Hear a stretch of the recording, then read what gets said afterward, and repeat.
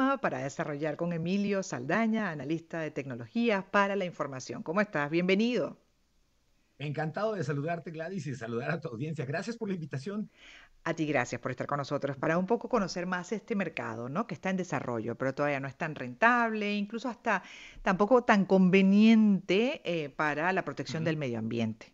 Porque sí se Claro. habla de, sí, supuestamente su contribución, ¿no? En este sentido, pero también tiene sus contras que algunos ya defensores del medio ambiente pues subrayan. Entonces, bueno, contigo conocer un poco cómo va este mercado, en dónde estamos parados, Con, cuántas empresas están con todo haciendo, qué opciones gusto. están haciendo.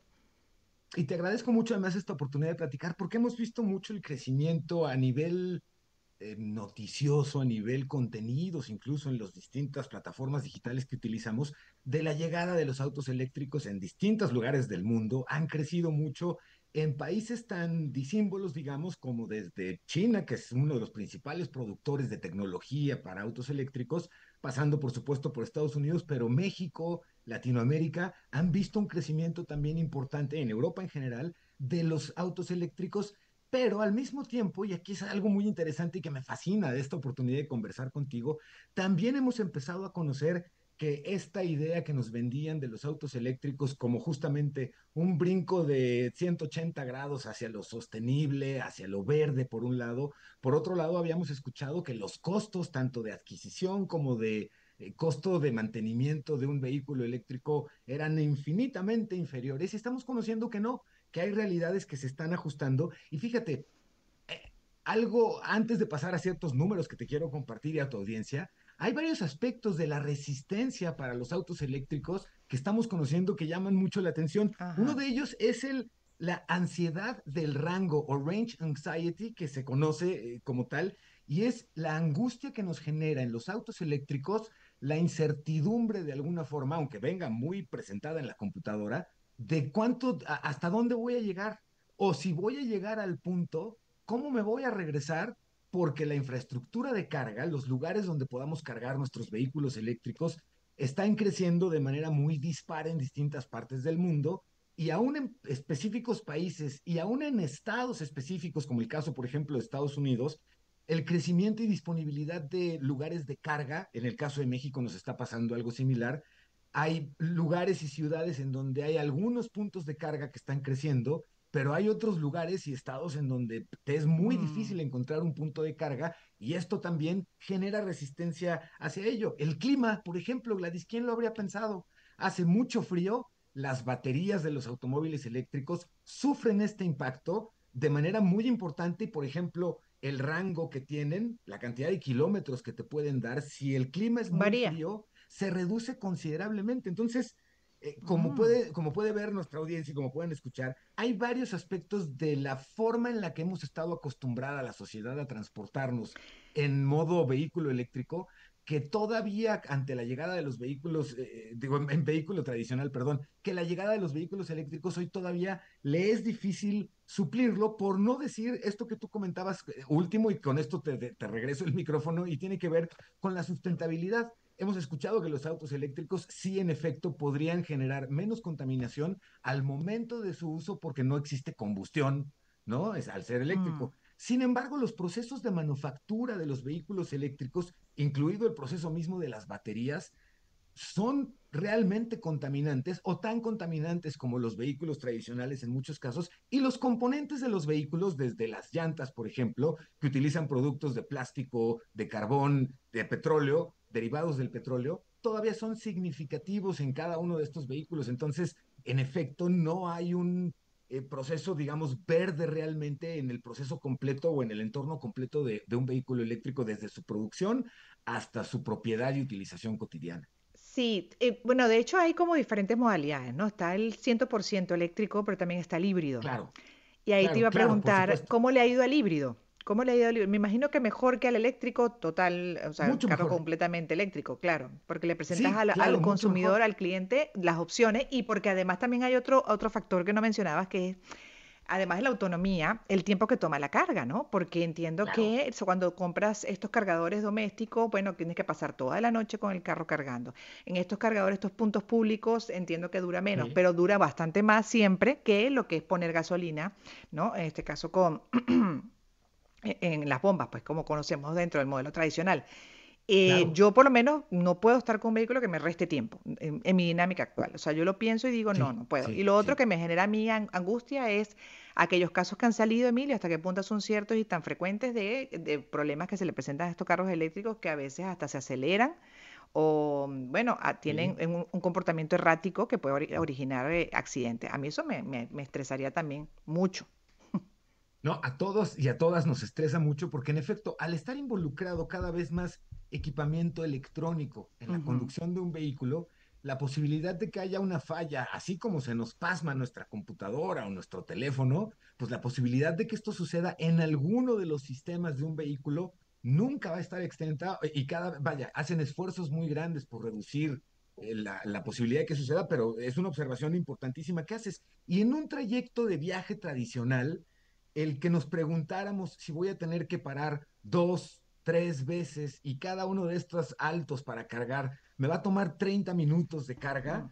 en efecto coincido contigo, la parte cotidiana de la conveniencia del vehículo como un transporte utilitario se reduce y nos impacta en el tiempo. Y cuando se trata además del tiempo de entretenimiento, pues parar en la carretera varias veces o lo que comentábamos en un principio que va sumado a esto, ¿no? No saber si voy a tener dónde cargar al punto final al que lleguemos y esto pudiera representar un problema para el regreso, se vuelve en algo importante. Y además a esto le acompañaría otra cosa. En distintos países estamos viendo que los gobiernos están tomando posturas distintas o con distintas velocidades para la adopción de una nueva infraestructura, en este caso de vehículos eléctricos que involucren incluso puntos de carga en las ciudades. Y esto es importante porque en Estados Unidos, por ejemplo, los incentivos para comprar un vehículo eléctrico eran muy grandes en un principio, se han ido reduciendo, el ahorro que hoy tienes, Mm. aunque es importante, se ha ido reduciendo, pero en México, por ejemplo, los incentivos fiscales para comprar un vehículo eléctrico son todavía muy pocos. Y esto entonces hace todavía difícil el que haya un ecosistema, digamos, que le dé la bienvenida y abrace a la industria de vehículos eléctricos por completo. Algo que es importante es que en la mayoría de los casos con la industria de vehículos eléctricos hay un diferencial importante que es la velocidad con la que esta industria está tomando acciones para la reducción de los contaminantes en el proceso de manufactura. Solucionar todos estos peros o temas que hemos estado conversando es un tema de agenda para la industria de vehículos eléctricos que están atendiendo con una velocidad que la industria de los vehículos tradicionales Mm. no había visto y le está costando en ese sentido cierto trabajo. Hemos visto que las ventas de autos eléctricos este año en particular alcanzaron números cercanos a las ventas de autos eléctricos en ciertos países y esto ya es una llamada, digamos, importante en el cambio que pudiera darse. Un cambio constante o unido, digamos, de distintos países a los vehículos eléctricos, en efecto sí podría ser muy provechoso, primero que nada para el medio ambiente y en segundo para una transición que se está buscando de vehículos eléctricos, de vehículos de autotransporte a herramientas de movilidad integrada. Y el concepto es interesante porque ahora esto implica que en muchos casos no tengamos que estar manejando, Gladys, ¿no? Que nos subamos a nuestro vehículo y nuestro vehículo nos lleve. Y que cuando no usemos nuestro vehículo, por ejemplo, nuestro vehículo pudiera irse por la ciudad a dar servicios En eso me tipo angustia todavía, no estoy aplicación de preparada para eso. transporte y eso nos representa ingresos, ¿no? Hay una evolución interesante ahí apoyada en la tecnología. Sí, todavía no he llegado ahí, hoy me angustia me imaginar que el vehículo Sí, a maneje mí por mí, también, que yo pierda el control. Sí, sí, sí, no, claro. y además con lo que implica un vehículo, es un arma, o sea, con la que Estoy puedes de acabar acuerdo. una vida o muchas vidas, sí, entonces es mucha responsabilidad a Sí, una sí, sí, máquina. sí. Ahora, el costo, porque son costosos todavía, y ahí la pregunta también, ¿cuánto es el costo de fabricación versus el precio de venta? El margen y bueno, en algunos casos los gobiernos están financiando, entonces claro, están como quizás más relajados dentro de lo que es el modelo actual que está todavía como en una fase de aprendizaje y como dices tú, de corrección. Pero hasta qué punto es rentable, ¿no? Por eso te preguntábamos también al inicio este tipo de vehículos y cómo hacerlo más rentable, no solamente para las compañías, sino también para el consumidor, para el cliente que diga vale la pena.